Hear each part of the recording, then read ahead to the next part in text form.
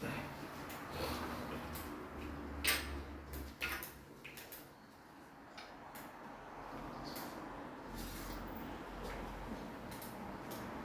selamat siang saudara-saudari.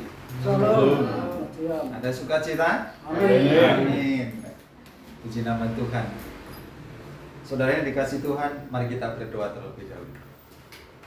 Bapa, kami sungguh memuji dan menyembah-Mu, sebab kami adalah orang-orang yang beriman dan percaya.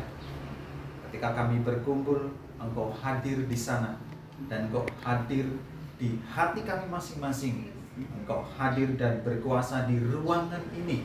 Engkau hadir dan berkuasa dalam setiap pemikiran kami, supaya kami sungguh-sungguh boleh menikmati betapa pentingnya kami bersekutu dengan Tuhan, betapa pentingnya kami bersekutu dengan orang percaya yang lain, sehingga kami boleh menjadi kuat, kami boleh menjadi kokoh, kami boleh menjadi hidup yang memuliakan nama Tuhan. Tuhan, berkatilah penyampaian firman-Mu, dan kami siap untuk diberkati oleh firman. Berkuasalah kepada hamba-Mu, setiap perkataan dan lidah semuanya jadilah oleh karena kehendak Tuhan. Di dalam nama Yesus kami sudah berdoa. Haleluya. Amin. Amin. Saudara yang dikasih Tuhan, di sini yang sudah punya cucu ada Anana, ada Emak, ya, ada Bu Baby, ya. Pak Pairan ya. Ada Pak Pairan yang sudah punya cucu. Saudara yang dikasih Tuhan, saya hanya mau bertanya, bagaimana rasanya sih punya cucu? Anani senang? Senang ya? Pak Pairan? Senang banget. Bu Naomi senang. Ada nggak pernah ya? Biasanya kan yang namanya tingkah laku anak itu berbeda-beda. Ada yang nurut, ada juga yang tidak nurut. Nah, yang pertanyaan saya, bagaimana perasaannya ketika melihat cucu itu jahilin? Apakah tetap senang? Apakah mangkel? Apakah anaknya sama sih? Bagaimana? Ada yang pernah mangkel kalau melihat cucunya misalkan ditek-itek gitu. Atau misalkan dimarahin sama cucunya gitu. Bagaimana Mak pengalamannya yang paling? Bagaimana Mak? Tetap senang. Amin ya. Saudara yang dikasih Tuhan, memang ya, mengapa sebagai embah, ketika dia mengalami, katakanlah mungkin dipukul sama cucunya, atau mungkin ada perbuatan yang bagaimana, embah ini sepertinya dia tetap happy, dia tetap menyambut cucunya apapun dia, ya. Entah dia nurut, entah dia tidak nurut, dia akan selalu sayang ya, akan tetap merangkul. Dan ada satu buku yang mengatakan bahwa embah itu lebih sayang daripada papa dan mama ya. Jadi saya dengan anak saya itu yang lebih sayang bukan saya, justru kadang embah ya. Embah itu apa-apa diturutin ya, cucu itu semua Mengapa seperti itu? Kalau boleh saya katakan, ada cinta, ada hubungan yang lebih dalam. Saudara yang dikasih Tuhan, pada pagi hari ini kita akan belajar tentang mengampuni. Mari kita membuka nats kita pada pagi hari ini, yaitu dari kitab Matius pasal ke-18.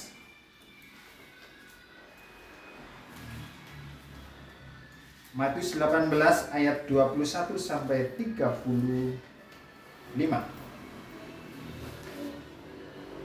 Kalau sudah ketemu semua, kita akan membaca bersama. Kita bangkit berdiri ya, supaya ada peregangannya. Saya membaca ayat yang ke-21, saudara-saudari membaca ayat yang ke-22 terus sampai ayat yang ke-35. Kemudian datanglah Petrus dan berkata kepada Yesus, "Tuhan, sampai berapa kali aku harus mengampuni saudaraku jika ia berbuat dosa terhadap aku?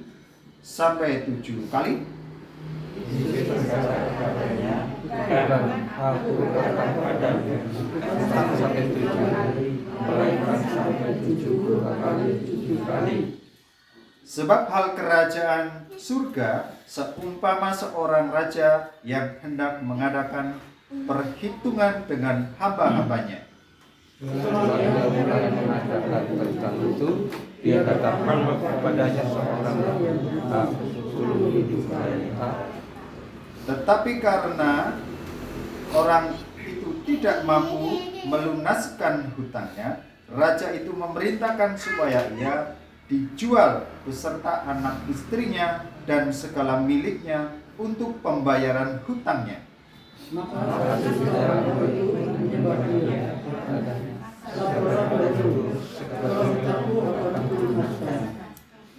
Lalu tergeraklah hati raja itu oleh belas kasihan akan hamba itu, sehingga ia membebaskannya dan menghapuskan hutangnya. Tetapi ketika hamba itu keluar, dia bertemu dengan seorang hamba lain yang berhutang 100 dinar. Ia menatap dan mencekik kawannya itu, katanya, "Bayar hutangmu." Maka sujudlah kawannya itu dan memohon kepadanya, "Sabarlah dahulu, hutangku itu akan kulunaskan." Tetapi dia menolak dan menyerahkan kawannya itu ke dalam penjara sampai melunaskannya hutangnya. Melihat itu, kawan-kawannya yang lain sangat sedih, lalu menyampaikan segala yang terjadi kepada tuan mereka. Raja itu menyuruh memanggil orang dan berkata kepadanya, "Hai jahat, seluruh hutangmu telah kuhapuskan, karena engkau memohonkannya kepadaku." Bukankah engkau pun harus mengasihi kawanmu seperti aku telah mengasihi engkau? Maka menawarkan tuannya itu dan menyerahkannya kepada sampai melunaskan seluruh hutangnya. Maka Bapakku yang di surga akan berbuat demikian juga terhadap kamu, apabila kamu masing-masing tidak mengampuni saudaramu dengan segenap hatimu. Amin. Silakan duduk, saudara. Saudara dan saudari yang terkasih dalam Tuhan Yesus Kristus, ini adalah berbicara tentang pengampunan atau mengampuni. Ketika saya merenungkan akan nas ini, boleh saya mengatakan ini adalah hal yang paling penting dalam kehidupan orang percaya. Pengampunan atau mengampuni itu harus dimiliki oleh setiap orang yang mengatakan bahwa dirinya aku percaya Yesus. Ini harus, dan ini adalah harga mati. Tidak boleh tidak, setiap orang yang percaya kepada Tuhan Yesus Kristus, dia harus mempunyai hati yang mengampuni. Kalau dia belum mempunyai hati yang mengampuni, firman Tuhan mengatakan saudara bukan orang yang percaya kepada Tuhan. Walaupun saudara pergi ke gereja, walaupun saudara pergi ke kumpulan, walaupun saudara memberikan persembahan yang banyak dalam hidupmu berupa harta, benda, dan waktu, tetapi jika saudara tidak memberikan pengampunan kepada orang lain, saudara boleh dikatakan saudara belum percaya kepada Tuhan. Jadi boleh mengatakan pengampunan atau mengampuni orang lain ini adalah harga mati yang harus dimiliki.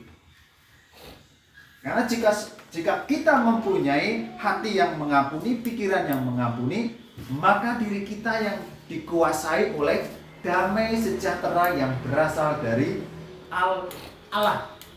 Dan damai sejahtera yang berasal dari Allah adalah damai sejahtera yang bukan sementara, tetapi damai sejahtera yang terus mengalir di dalam kehidupan sebagai orang percaya. Beberapa minggu yang lalu Pak Beni sudah menyampaikan damai sejahtera itu sesungguhnya apa sih? Yang namanya damai sejahtera sebagai orang percaya itu sesungguhnya apa sih? Saudara dapat melihat di channel YouTube kita, di sana apa sih yang disebut dengan damai sejahtera itu? Damai sejahtera sebagai orang percaya itu bukan sesuatu yang hanya dilihat oleh mata, tetapi lebih masuk ke dalam lagi. Pak Beni dulu menyampaikan bagaimana menderita, bagaimana penganiayaan ada di dalam diri orang yang percaya kepada Tuhan Yesus Kristus. Jika dia mampu mendapatkan damai sejahtera itu adalah poin yang dirindukan oleh Tuhan. Tetapi kalau seseorang mengatakan aku percaya kepada Yesus Kristus, tetapi damai sejahtera itu hanya ada seperti orang dunia, orang percaya itu, orang yang mengatakan dirinya percaya, saya boleh katakan nol. Tidak. Dan firman Tuhan mengatakan seperti itu. Jadi penting sekali. Demikian juga dengan mengampuni. Saudara yang terkasih dalam Tuhan Yesus Kristus, ini berbicara tentang kerajaan, ya. Karena memang Matius berbicara tentang kerajaan surga. Kerajaan surga itu seperti apa? Dan salah satunya adalah tentang mengampuni. Kita harus memberikan pengampunan kepada orang lain yang bersalah kepada kita. Atau bahasa Jawane nyengiti hatiku. Seorang harus bisa melepaskan pengampunan. Memang tidak mudah untuk memberikan pengampunan itu. Ada proses, ada jalan, ada waktu. Tetapi Tuhan mau seseorang yang percaya kepadanya, dia akan terus-menerus diuji.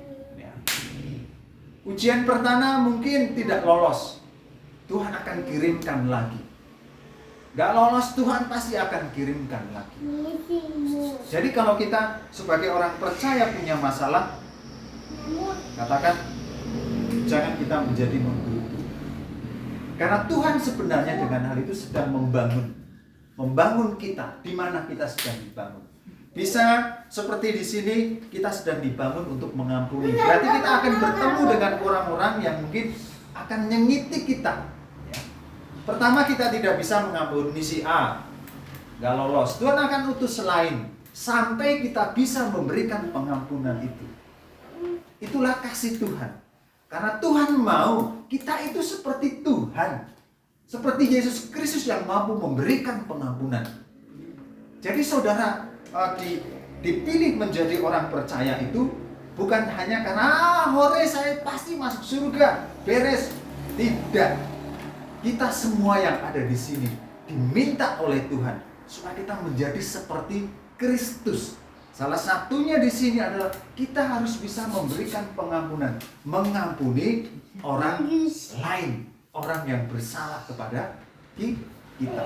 Saudara yang terkasih dalam Tuhan Yesus Kristus, berapa kita harus mengampuni? 7 kali? Tuhan katakan 70 kali 7 kali. Artinya tidak ada batas. Orang percaya tidak ada batas untuk memberikan pengampunan. Terus menerus sepanjang kehidupan kita sebagai orang percaya, selama masih hidup di dalam dunia ini, di dalam pikiran dan hati kita harus ada yang namanya pengampunan. Tidak boleh ada kata dendam, tidak boleh ada kata kapanane. Tapi Tuhan menuntut, Tuhan meminta supaya kita terus diajar memberikan pengampunan kepada seseorang. Sampai kita bisa memberikan pengampunan itu. Saudara yang terkasih dalam Tuhan Yesus Kristus, tidak ada dosa yang tidak dapat diampuni. Kita tahu tadi berbicara tentang cucu. Seorang kakek Pak Nanang, ada Pak Pairan, ada Bu Naomi. Dia begitu mengasihi cucunya. Dia mengampuni. Dia tidak peduli cucunya mau berbuat jungkir balik, tapi dia tetap menyayangi. mengasihi. Walaupun ada mungkin di saat tertentu dia akan mengingatkan jangan seperti ini, jangan seperti ini. Saudara yang terkasih dalam Tuhan Yesus Kristus, kita sebagai orang percaya, tidak ada dosa yang tidak bisa diampuni. Kita mungkin yang tahu dosa kita hanyalah diri kita dengan Tuhan. Kita tidak perlu menunjuk orang lain. Aku dosane apa sih maring kok? Mungkin kita lupa telah berbuat dosa kepada seseorang, menyakiti hati seseorang dengan pikiran, dengan perkataan, dengan tingkah laku. Berdoalah kepada Tuhan. Apakah ada dosa yang tersembunyi di dalam hatiku kepada si A, kepada si B? Dan saya yakin Roh Kudus yang sudah Tuhan berikan kepada kita, Dia akan menolong dan memberitahukan kepada kita. Sehingga kita akan belajar mengampuni seseorang. Pakarnya adalah Pak Beni dan Guru Bi tentang pengampunan ya. Ada istilah pelajaran di sana. Ada masalah apa sehingga engkau seperti ini? Ada masalah sesuatu yang perlu harus kamu selesaikan dan bereskan. Dan setelah itu, jika saudara menemukan akar masalah itu, damai itu muncul. Damai itu Tuhan berikan. Saudara yang dikasihi Tuhan, hamba yang berhutang, kalau di sini dikatakan hamba yang berhadapan dengan tuannya. Sebab itu kerajaan surga seumpama seorang yang hendak mengadakan perhitungan dengan hamba-hambanya. Setelah ia mulai mengadakan perhitungan itu, didapatkannya kepadanya seorang yang berhutang 10.000 talenta. Hamba ini ada dua hamba ya. Hamba A, hamba B. Jadi hamba A itu berhutang kepada tuannya, hamba B juga sama-sama berhutang, tetapi dalam cerita ini hamba A hutangnya adalah berapa? 10.000 dinar. Kalau dalam bahasa sehari-hari itu dikatakan berjuta-juta ya. Hutangnya itu berjuta-juta. Lalu kalau sesama hamba yang B, jadi hamba B berhutang kepada hamba A, itu hutangnya kalau dalam bahasa sehari-hari itu beberapa ribu. Hamba A punya hutang kepada tuannya adalah berjuta-juta, sedangkan hamba B berhutang kepada hamba A adalah beberapa ribu. Ini kalau dalam bahasa sehari-hari. Yang berjuta-juta dibereskan hutangnya, kamu tidak usah bayar. Aku beri kemurahan kepada kamu. Tetapi ketika hamba A dia keluar dan bertemu dengan hamba B yang hutangnya hanya beberapa ribu, dia menagih sampai kamu sampai memasukkan ke dalam penjara dan mendapatkan hasil dari hutangnya itu dibayar. Saudara yang terkasih dalam Tuhan Yesus Kristus, berbicara di sini dosa kita semua orang yang ada di sini adalah orang yang berdosa. Berapa besar dosa kita kepada Allah? Tak terhitung. Tidak bisa dihitung dosa kita pada Tuhan. Tetapi Tuhan memberikan pengampunan kepada kita semua. Dan ketika saudara mendapatkan pengampunan daripada Tuhan, Roh Kudus memberikan keberanian saudara untuk berdoa. Itu salah satu ciri bahwa orang diampuni dosanya. Dia berani untuk berdoa. Dia tidak punya alasan, Tuhan aku masih dosa dengan istri. Tuhan aku masih berdosa dengan adik, dengan kakak. Tetapi ketika dia sudah mempunyai damai itu, dia akan berdoa kepada Allah.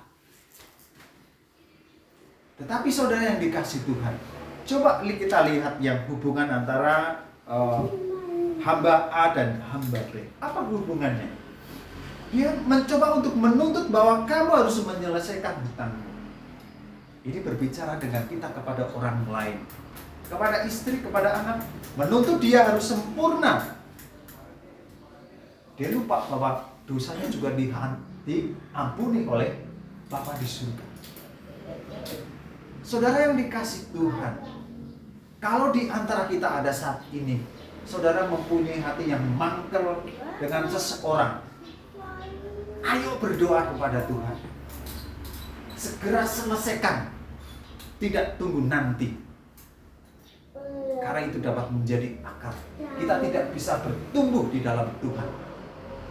Saudara bisa pergi ke gereja, ke persekutuan, berdoa. Tapi Tuhan akan kosong di dalam diri saudara jika saudara tidak punya pengampunan atau mengampuni orang lain. Tidak ada damai. Mungkin ketemu dengan seseorang, saudara akan merasa kikuk dan lain sebagainya. Tetapi orang yang mempunyai damai yang dari Allah, dia tidak akan peduli dia menyakitiku atau bagaimana, saya akan tetap mengasihi. Ayo kita sebagai orang percaya, kita mempunyai hati yang dibebaskan dari belenggu dosa yang namanya tidak mengampuni. Susah loh. Bertemu dengan orang yang mungkin tidak baik dengan kita itu gak mudah. Saya sudah saksikan dulu waktu, kalau nggak salah dalam doa di tempat ini ya, bagaimana luar biasanya itu. Minggu kemarin Pak Nanan menyinggung ya, sudah menyinggung. Susah. Tapi itulah pengampunan. Harus berani mengangkat. Setelah itu apa namanya? Wah, merdeka. Punya kemenangan tersendiri. Mungkin bagi orang lain hanya ngangkat seperti itu, mengangkat ke toko. Tetapi berhubungan dengan hati Tuhan di dalam, hanya kecil, hanya sepele, tetapi Tuhan bisa pakai itu untuk memulihkan hubunganmu dengan Tuhan. Walaupun engkau dengan dia, mungkin dia masih sinis-sinis, tetapi dalam hatimu kau harus sungguh diberbaharui. Dia mau jungkir balik, dia mau menembak, dia mau menampar kamu, kau jangan peduli. Hubunganmu adalah kau dengan Tuhan, hatimu dengan Tuhan, pikiranmu dengan Tuhan.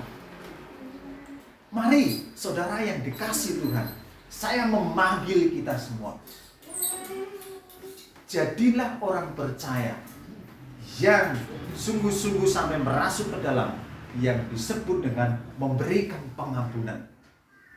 Dan jika saudara belum bisa memberikan pengampunan kepada yang lain, saya katakan, firman Tuhan katakan, engkau kosong, engkau tidak ada apa-apanya.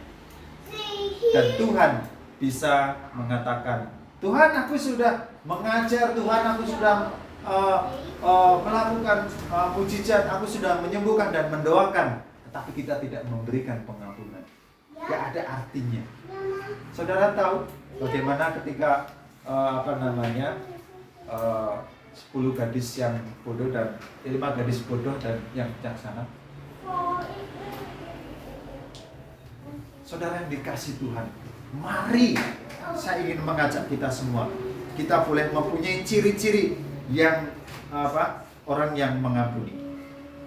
Ciri dari orang yang percaya pada pengorbanan Yesus di atas kayu salib, ia harus mempunyai hati yang mengampuni sesama. Mengampuni adalah harga mati. Jika tidak mempunyai hati yang mengampuni, nol besar iman seseorang. Atau saudara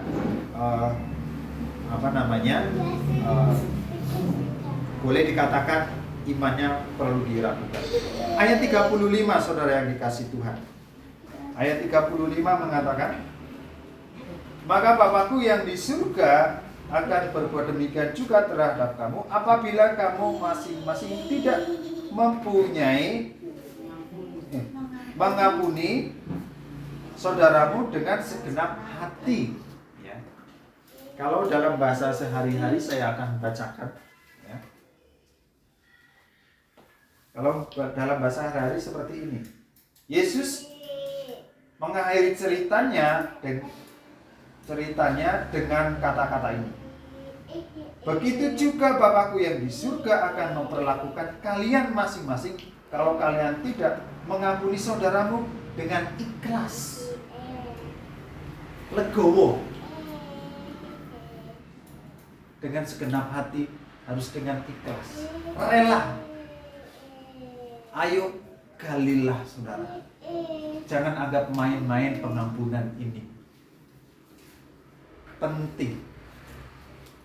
Dan itu akan mengubah hidup saudara. Saya yakin firman Tuhan menjamin kalau saudara mempunyai hati yang mengampuni kepada seseorang yang menyakiti saudara, akan ada banyak hal yang terjadi berubah di dalam diri saudara.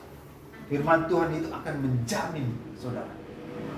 Mungkin saudara tidak akan dapatkan uang 1 miliar dan lain sebagainya, tetapi harta yang tidak bisa dibeli dengan uang itu saudara akan dapatkan. Saya jamin. Nah, firman Tuhan menjamin pengampunan itu harus dimiliki oleh setiap orang percaya. Yesus di dunia ini mungkin tidak punya apa-apa, tapi dia mempunyai hati yang mengampuni. Mari kita ingat kembali lagi kepada perjamuan bahwa kita adalah milik siapa? Tuhan. Kita sudah menjadi milik Tuhan, dan di dalam dunia ini kita adalah menjadi saksinya Tuhan. Kita harus sadar ke sana. Kita boleh memiliki apa yang ada dalam dunia ini, tetapi jangan mengasihi. Ingat, rumah kita bukan di sini, tapi ada di surga yang Tuhan sudah siapkan. Ayo, bangkitlah dan bangunlah rohani saudara. Saudara, saya bersyukur ketika kemarin setelah ibadah, bagaimana kalau kita minggu besok ibadah di mana ya? Nanti kita bertemu dengan Bu Febi dulu, apakah boleh ibadah tidak di rumahnya? Dan akhirnya boleh ada jawaban, oke, silakan. Dan saudara datang ke tempat ini adalah kemenangan daripada Tuhan. Mari, kesempatan saudara untuk hadir dalam satu persekutuan itu, saya yakin Yesus yang mendorong saudara. Saudara tidak memandang tempatnya Bu Febi, alamatnya angin. Lah, ada kursi dia nang tinggi. Nah, tapi saudara tidak memandang itu. Tapi saya yakin saudara, saya rindu untuk diberkati Tuhan. Saya rindu untuk menjadi seperti Kristus. Itu pikiran yang harus. Ayo kita bangun terus pikiran seperti itu. Ruangannya orang saya enggak masalah. Nyatanya saudara datang, dan itu saya boleh rayakan Tuhan betapa luar biasanya Engkau di dalam diri mereka. Di dalam diri saudara, dan itu luar biasa. Karena ada sebagian banyak orang datang ke tempat dengan memandang situasi apa yang saya dapatkan. Tapi saya mau katakan saudara, tidak boleh seperti itu. Saudara milik Kristus, saudara kepunyaan Kristus, saudara harus menjadi seperti Kristus. Dan salah satunya adalah pengampunan, mengampuni. Kita harus punya hati yang mengampuni. Untuk menguji pengampunan kita pada orang, Tuhan beri alat penguji. Misal seperti masalah. Ya. Saya dulu pernah menyaksikan tentang tumpangan. Ya. Saya masih ingat dan saya berapa kali membahas. Saya dulu pernah diuji sama Tuhan. Waktu di Bandung itu saya diuji oleh, kalau nggak salah dua orang. Pak Teguh, saya boleh numpang di rumah Pak Teguh. Ya, ngobrol dengan istri. Aduh, bagaimana ya Pak? Alasan nih. Aduh, anu listriknya bareng, banyunya bareng. Gimana ya? Nggak usah apa ya? Nggak lolos. Yang kedua ada juga orang dari Kalimantan mau sekolah di Blitar. Dia numpang di rumah saya. Karena dia dari Blitar, dia sekolah nggak betah, akhirnya pulang ke Bandung, nginep di tempat saya. Nginep terus bergaul dengan dia. Aduh, hati saya double dengan dia. Karena seperti kita mau cari orang hormatan harus berubah. Saya nggak lolos. Saya kata nggak lolos. Terus tiga itu dengan Mbak siapa namanya, orang Wajerawis, Tati almarhum ya. Walaupun dia sempat di rumah saya, tapi saya katakan saya nggak lolos. Saya ada ngenggerutu gitu, Saya ada ngenggerutu Tuhan. Ada keberanian sih ya, masa keluarga orang perhatian? Ada itu, waduh, nggak lolos. Akhirnya yang keempat ya, keempat dan kelima lolos. Yang keempat itu adalah Pak Yakub ya. Saya sudah pernah sampaikan bagaimana ini Pak Yakub minum di sini ya, Pak. Aduh, kasurnya cuma berapa? Masa dia mau di kursi kayu? Ayo kita cari kasur. Cari kasur harga pertama dulu berapa? 1 juta sekian ya, 1 juta sekian.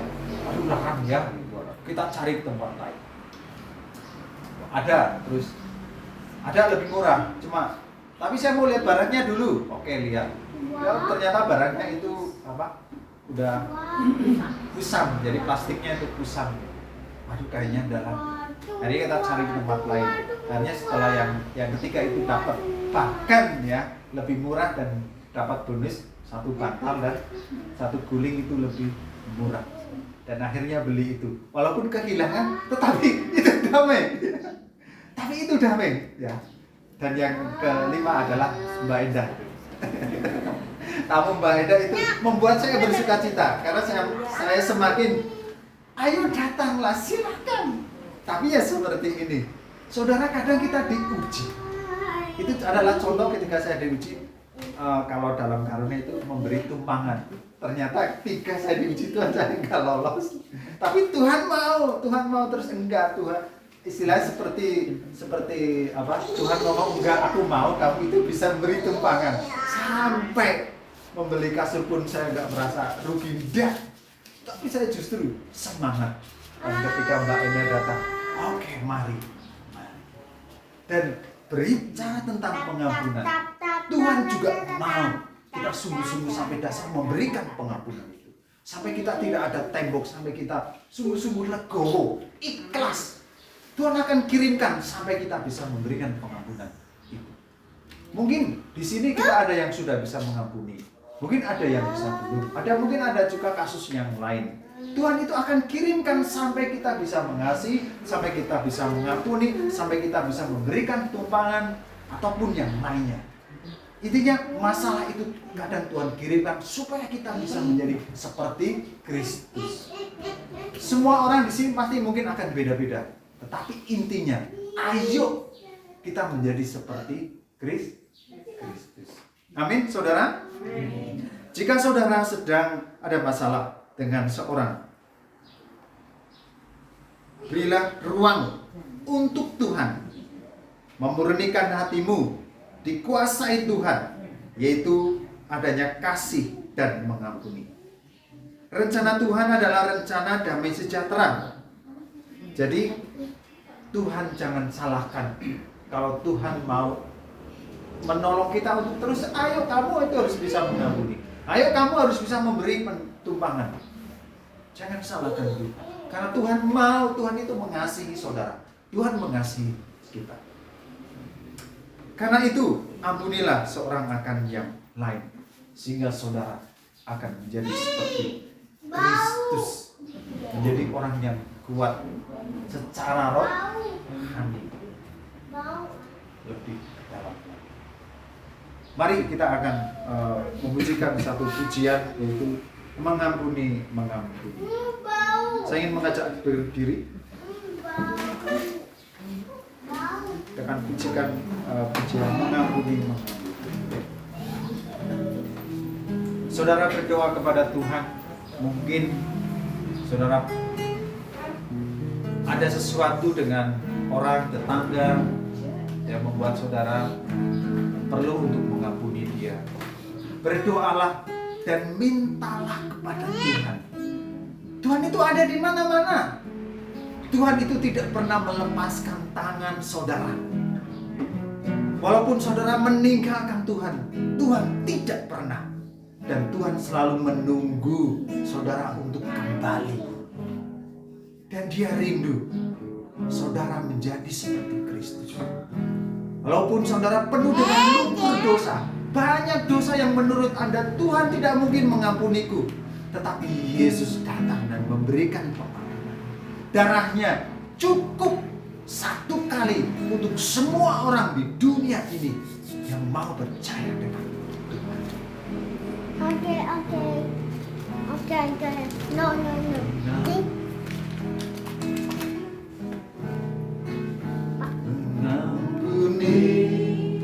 Mengampuni lebih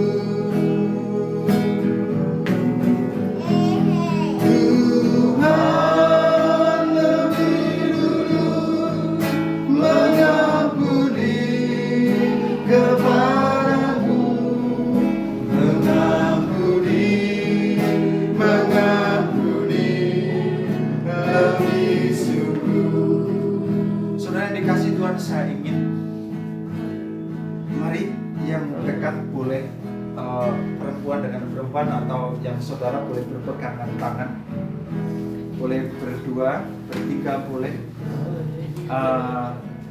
Saudara, nikmatilah pengampunan itu.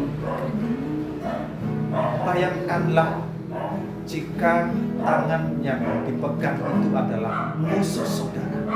Ampunilah dia, kecuplah dia, peluklah dia.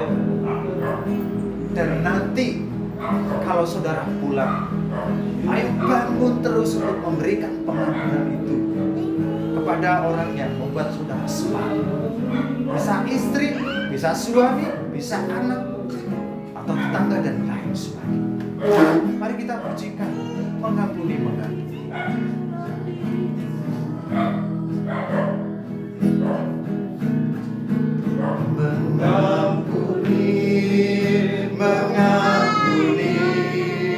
Lebih sungguh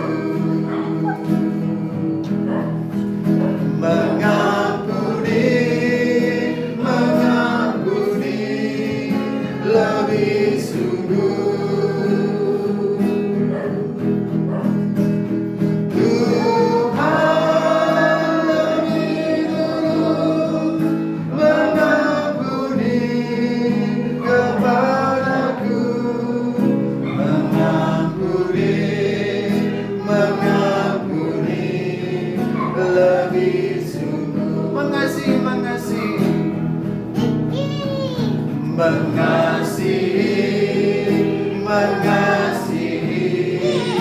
lebih sungguh. Mengasihi lebih sungguh.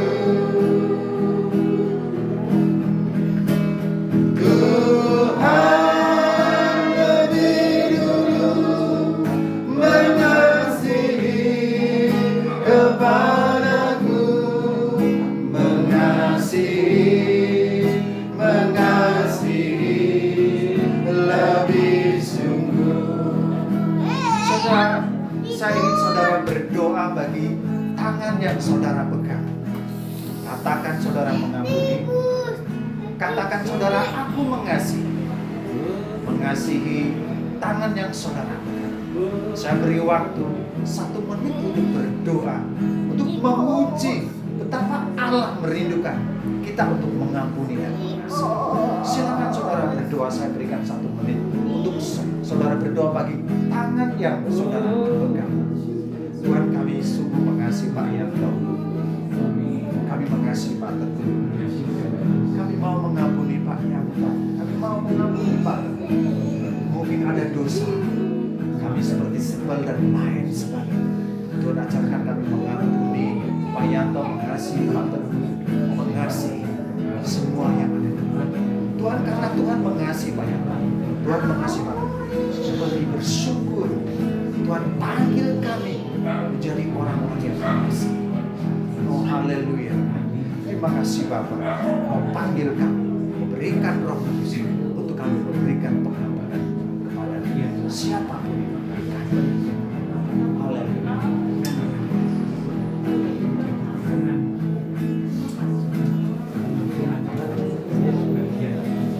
Terima kasih Tuhan. Kami mau menjadi awal hari ini untuk kami. Boleh menjadi orang yang bukan nol. Terima kasih. Kami tidak mau menjadi orang Kristen yang biasa, tapi kami menjadi orang Kristen yang luar biasa, yang sungguh-sungguh mengasihi, yang sungguh-sungguh memberikan pengampunan.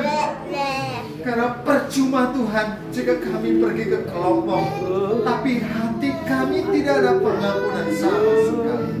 Tuhan akan benci kami. Kami mau mengampuni dengan ikhlas. Kami mau mengampuni dengan tulus. Kami mau mengasihi dengan tulus. Kami mau Tuhan. Kami tidak mau ada selubung yang membuat Tuhan tidak memberkati kami, yang membuat Tuhan tidak memberi kekuatan kepada kami. Terima kasih Yesus Kristus. Kami mau sungguh-sungguh mengampuni Pak Yanto, Pak Teguh, Pak Jemaat di tempat ini. Kami mau mengasihi. Kami mau mengampuni. Buat kami sungguh-sungguh mengampuni seperti Engkau mengampuni kami. Tidak ada batas. Tidak ada batas sampai cinta sebesar. Terima kasih. Terima kasih. Terima kasih Bapak. Kami mengucap syukur atas firman pada saat siang hari. Di dalam nama Tuhan Yesus Kristus kami berdoa. Amin. Silakan saudara kembali dan waktu selanjutnya kami serahkan kepada